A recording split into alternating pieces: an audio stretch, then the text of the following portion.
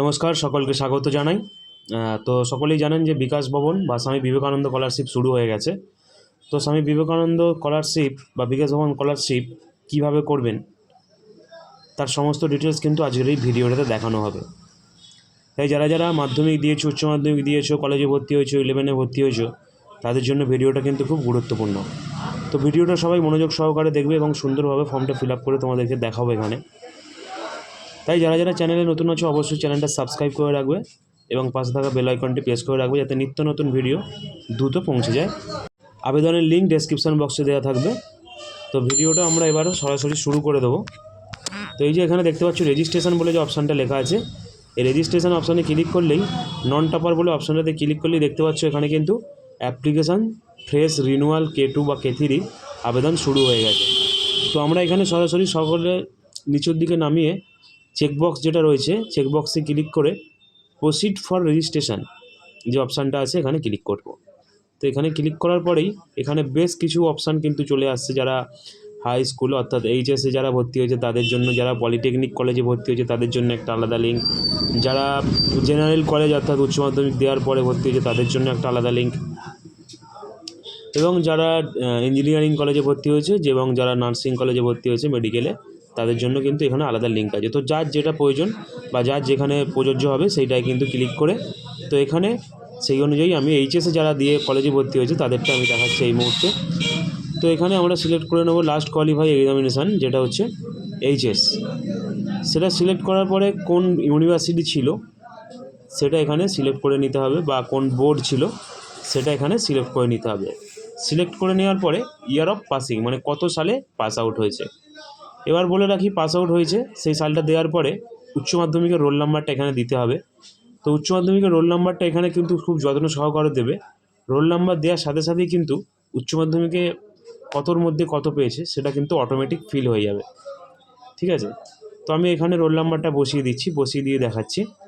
এরপর আসছি যে মাধ্যমিক কত সালে পাস হয়েছে এবং মাধ্যমিক স্ট্যান্ডার্ডের কাউন্সিল অফ এক্সামিনেশান, সেই কাউন্সিল এক্সামিনেশানের রোল নাম্বারটাও কিন্তু দিতে হবে। অর্থাৎ উচ্চ মাধ্যমিকের রোল নাম্বার দিলে কিন্তু অটোমেটিক্যালি চলে আসবে উচ্চ মাধ্যমিকে কত পেয়েছিলে, এবং সেটা দেওয়ার পরেই দেখতে পাচ্ছ চলে এসছে। এবং মাধ্যমিক কত সালে পাস করেছে সেটা দেওয়ার পর মাধ্যমিকের রোল নাম্বারেরটাও কিন্তু এখানে দিতে হবে।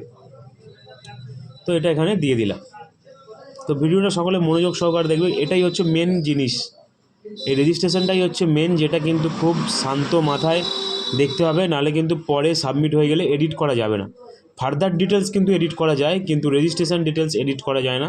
তো এরপর যে এখন কোথায় পড়ছে সিলেক্ট ডিস্ট্রিক্ট মানে কোন জেলায় পড়ছে সেই ডিস্ট্রিক্টটা এখানে সিলেক্ট করে নিতে হবে। তো এখানে পরপর সেটা আমি সিলেক্ট করে নিচ্ছি এবং তারপরে কলেজের নামটা এখানে সিলেক্ট করে নিতে হবে যে কোন কলেজে ভর্তি হয়েছে, কোন জেলাতে অবস্থিত সেই কলেজটা এবং সেই কলেজের নাম কি আছে সেটা এখানে দিতে হবে। তো এখানে কলেজটা এখানে খুঁজে নিয়ে তোমরা দিয়ে দেবে। দেওয়ার পরে ইউনিভার্সিটি যে নাম আছে অর্থাৎ কোন ইউনিভার্সিটির সাথে যুক্ত, বর্ধমান ইউনিভার্সিটি, ক্যালকাটা ইউনিভার্সিটি, সেটা চেকবক্স থেকে নিয়ে কিন্তু সেটা সিলেক্ট করে দিতে হবে। তো আমি এখানে এটা সিলেক্ট করে দিচ্ছি। তো সকলে মনোযোগ সহকারে দেখবে এবং চ্যানেলে এখনও পর্যন্ত যারা যারা ভিডিওটি দেখছো অবশ্যই একটু করে লাইক করে দেবে এবং চ্যানেলে নতুন হলে অবশ্যই চ্যানেলটা কিন্তু সাবস্ক্রাইব করতে ভুলবে না। ফর্ম ফিল আপের সাথে সাথে কিন্তু আমি নিত্য নতুন ভিডিও যেগুলো ভাইরাল ভিডিও সেগুলো কিন্তু ছাড়তে থাকি। তো এরপর কোর্সের নাম দিতে হবে এবং কোর্স যদি অনার্স হয় তবে এই জায়গাটায় অনার্সের সাবজেক্টের নাম লিখে দেবে, আর যদি পাশে হয় তাহলে কিন্তু জেনারেল বলে লিখে দেবে, বা মাইনর এবং মেজর এখন যেহেতু হয় সেটাও তোমরা এখানে লিখতে পারো। তারপর এখানে ডিউরেশন অফ কোর্স, তো বলে রাখি পাসে যারা পড়ছো তাদের ক্ষেত্রে কিন্তু 3 বছর লিখবে এবং যারা অনার্স করছো তারা কিন্তু 4 বছর লিখবে। ঠিক আছে, ডিউরেশন অফ দ্য কোর্স এই জায়গাটায় 3 বছর এবং 4 বছর, যারা পাসে তারা 3 বছর, যারা অনার্স তারা 4 বছর। এবং এখানে লেখা আছে ডেট অফ অ্যাডমিশান অর্থাৎ ভর্তির তারিখ, অর্থাৎ তোমরা যখন ফর্ম ফিল আপ করেছিলে তারপর মেরিট লিস্টে নাম বেরিয়েছিল, বেরোনোর পরে যে কলেজে ভর্তি হয়েছিলে টাকা পেমেন্ট করেছিলে সেই ডেটটা এখানে দিয়ে দিতে হবে। তো সেই ডেটটা এখানে দেওয়ার পরে নাম, ফোন নাম্বার, আধার নাম্বার, ইমেল আইডি এগুলো যথারীতি দিয়ে কিন্তু ফর্মটা ফিল আপ করতে হবে। তো এগুলো আমি ফর্মটা ফিল আপ করে দেখাচ্ছি পরের স্টেপে। তো তোমরা একটা পাসওয়ার্ড তৈরি করে নেবে, সবটা দিয়ে মোবাইল নাম্বার ভেরিফাই করে, তো মোবাইল নাম্বার ওটিপি ভেরিফাই করে পাসওয়ার্ড দিয়ে সাবমিট করার সাথে সাথেই কিন্তু আমি এখানে দেখতে পাচ্ছ রেজিস্ট্রেশন নাম্বার একটা পেয়ে গেছি। তো এই রেজিস্ট্রেশন নাম্বার এবং যে পাসওয়ার্ডটা তৈরি করা হয়েছে সেটা দিয়ে কিন্তু আমরা এখানে এবার লগ ইন করে নেবো। এই যে অ্যাপ্লিকেন্ট লগ ইন বলে অপশানটা আছে, এখানে অ্যাপ্লিকেশান আইডি এবং পাসওয়ার্ডটা দিয়ে আমরা এখানে সরাসরি লগ ইন করে নিয়ে পরবর্তী স্টেপে চলে যাব। তো ভিডিওটা খুব সুন্দরভাবে দেখবে, কারণ এখানে A to Z সমস্ত কিছু ডকুমেন্টস আপলোড থেকে শুরু করে সবটাই দেখানো আছে। তো এখানে লগ ইনটা ক্লিক করলেই কিন্তু আমার ডিটেলস এখানে চলে এসছে, দেখতে পাচ্ছ নাম শুরু করে দিয়েছে, সমস্ত ডিটেলস কিন্তু এখানে দেখাচ্ছে। দেখতে পাচ্ছ application registration done, application form fill up pending, upload documents pending এবং সাবমিট ডকুমেন্টস পেন্ডিং।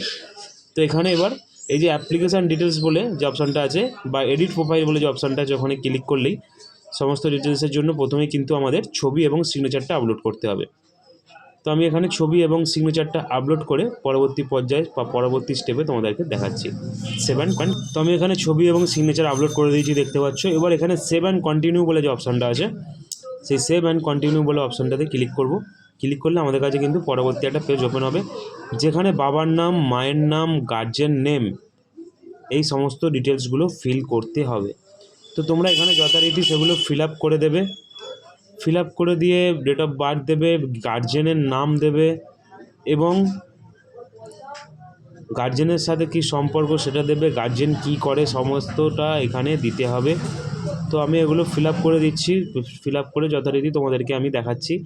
তো এরপর এখান থেকে আধার নাম্বারটাও কিন্তু দিতে হবে, দেওয়ার পরে ফুল অ্যাড্রেস, সেই অ্যাড্রেসগুলো এখানে দিতে হবে, তোমাদের বাড়ির যে অ্যাড্রেস আছে সেই অ্যাড্রেস এবং ইনকাম সার্টিফিকেট যেটা ভিডিও থেকে করেছো সেই ভিডিও ইনকাম সার্টিফিকেট টোটাল কত ইনকাম লেখা আছে সেটা এখানে দিতে হবে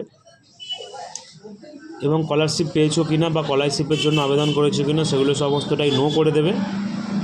নো করে দেওয়ার পরে এখানে পরবর্তী স্টেপ কিন্তু চলে আসছে ব্যাঙ্ক অ্যাকাউন্ট ডিটেলস।